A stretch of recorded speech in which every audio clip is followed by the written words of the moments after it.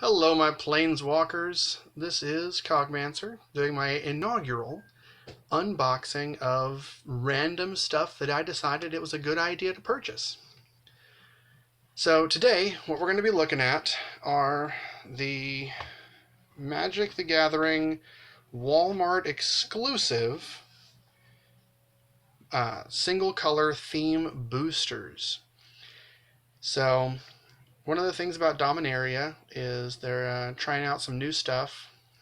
Big thing is they're trying to get people interested in Brawl.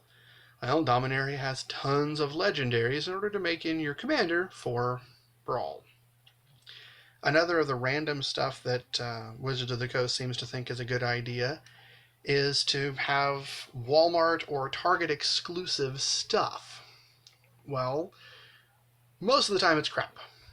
Some of the original clear boxes had uh, the full-on EDH decks in them.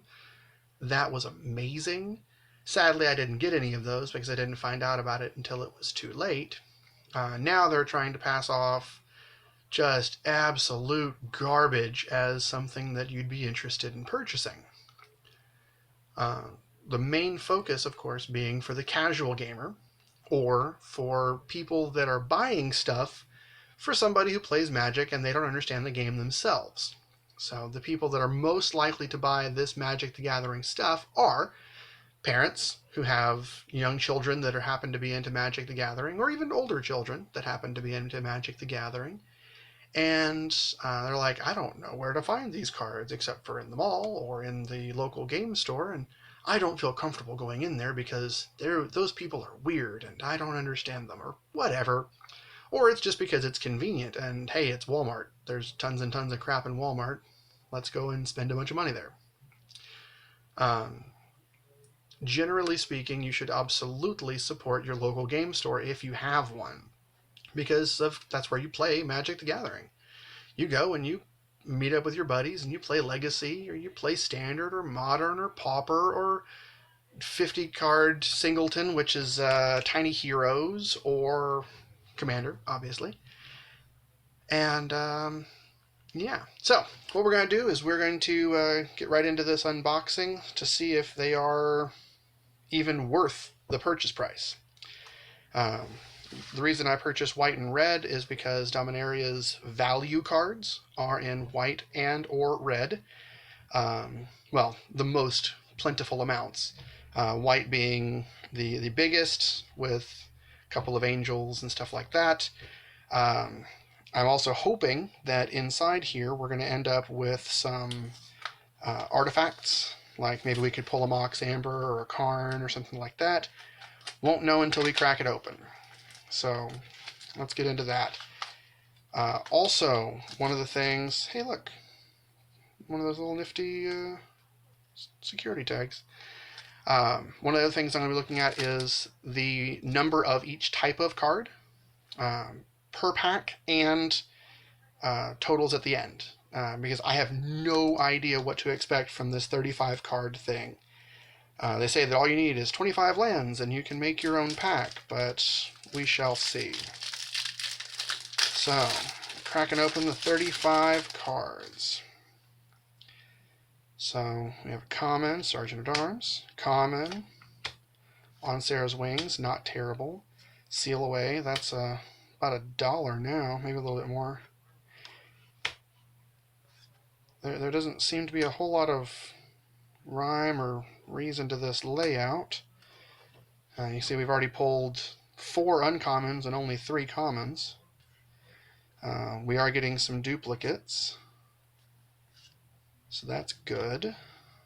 I mean, it fits the thing where they say you could add 25 planes and just play it. Alright, more commons and uncommons and a dub and a bunch of Sarah stuff. Now you can see we're getting just common after common after common. Hey, there is an artifact, so maybe we're going to get some artifacts and stuff in here.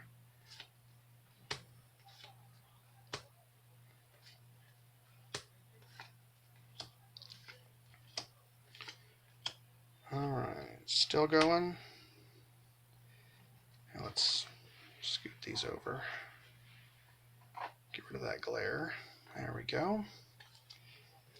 No one really cares about the commons anyway, right?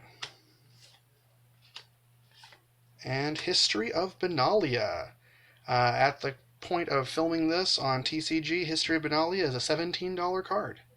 So $7.50, I got one Mythic.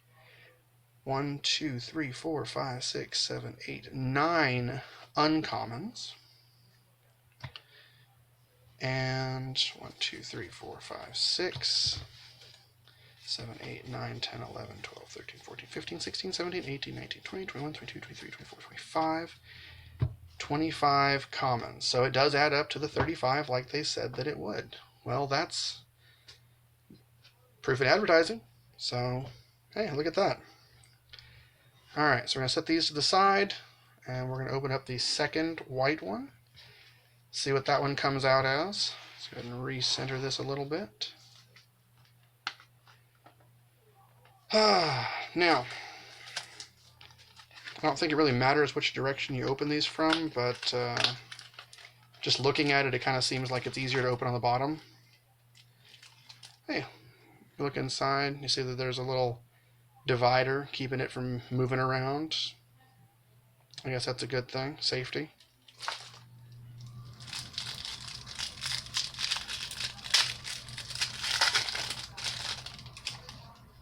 All right.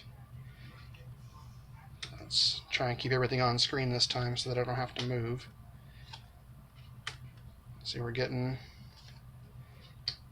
that mix of random stuff again.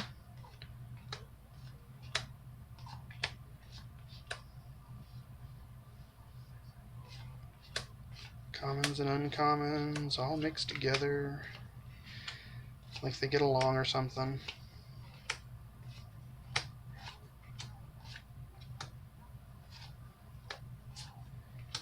Not a ton of repeats in the uncommon set. I say as I get repeats in the uncommon set from the previous set.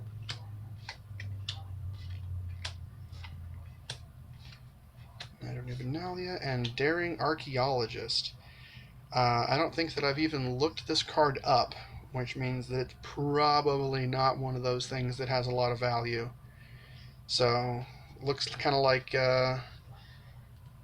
it is a truly randomized selection, but you are guaranteed to get, well, based on these two, as a math teacher I can assume that I need a bit bigger of a sample size in order to draw a perfect conclusion, but based on these two, it's the mythics or rares are on color. I'm assuming you could get an artifact because the uncommons and commons have artifacts. But again, let's go ahead and count through. We have one rare, 1, 2, 3, 4, 5, 6, 7, 8, 9, 10 uncommons this time. 1, 2, 3, 4, 5, 6, 7, 8, 9, 10, 11, 12, 13, 14, 15, 16, 17, 18, 19, 20, 21, 22, 23, 24. So again, add them up, 35 total. So not awful. Now, the last one we got is red. Big reason that I bought red is because I play red, and I'm hoping to pull a Jaya Ballard from here. Ballard, whatever. Ideally, that's what I'm going to get, but I wouldn't say no to a Mox Amber or a Karn, Scion of Urza. So, again, starting out with some uncommons.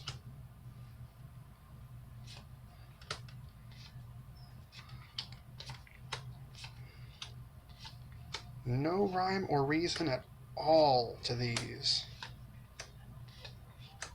They're just kind of randomly in here. Oop, that goes over here. We have much more repetition in the red, which is good, but not seeing a ton of the burn that you're going to need for red.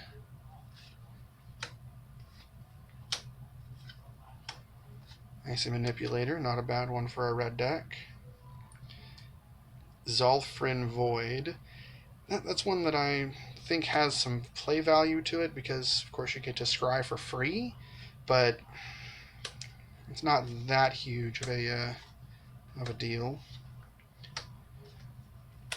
Just based off of play value, this one has quite a bit more. Just cards that I would use in a tabletop style game. And Squee the Immortal. Squee is about $2 at this point, if I remember correctly. It's right in that area. So, again, we got a random collection of cards. This time we've got 1, 2, 3, 4, 5, 6, 7, 8, 9, 10, 11, 12, 13 uncommons. Which of course means that our commons will make up the rest of the 35, because I assume that it is going to continue through with the 35 collection. So I don't know what to feel about this, because for the price of almost 2 booster packs, you get 1 rare or mythic. As you saw that I got 2 rares and 1 mythic, which is pretty on point for what you'd expect to open from 3 packs. You open your first 3 packs, you could easily get 1 mythic and 2 rares. There is a larger quantity of uncommons than you would normally expect, which is good because otherwise you'd feel really crappy about getting just 1 rare. But that's 4 and a little bit packs worth of uncommons. And then, of course, commons are the chaff, the stuff that you use for deck filler or occasionally for actual use, because not all commons are useless. So, all told, I'd give it a good C. If you and your friend wanted to get some lands and just say, screw it, let's go to Walmart, spend $15, get a monocolored deck, throw those extra lands in there, and just go and play a 60 card, completely random monocolored deck, do it. Otherwise, I think I'd have to say don't bother. I think that I got really lucky getting a $17 card out of this, which makes my, $750 times 3 would be $22.50? Yeah, $22.50. So that plus Squee and, Daring Archaeologist, having these be the 3 that I got, that's not terrible, but also not something that I would be overly excited to get if I happened to pull them out of a pack, except maybe the History of Benalia. But anyway, so I recommend, as I will always recommend on any of the openings that I do, don't buy from Walmart if you can avoid doing so. Always buy from your local game store, because they are going to be the one who represents your interests the best. The only reason that I bought these is because I gave up my snack money for the week, money that I would not have spent at my game store, but I was curious. I had to give them a try. So, signing off. Anything that you would like to say, go ahead and post that in the comments. And of course, since I'm hoping to do this on a more regular basis, feel free to subscribe. Later, Planeswalkers.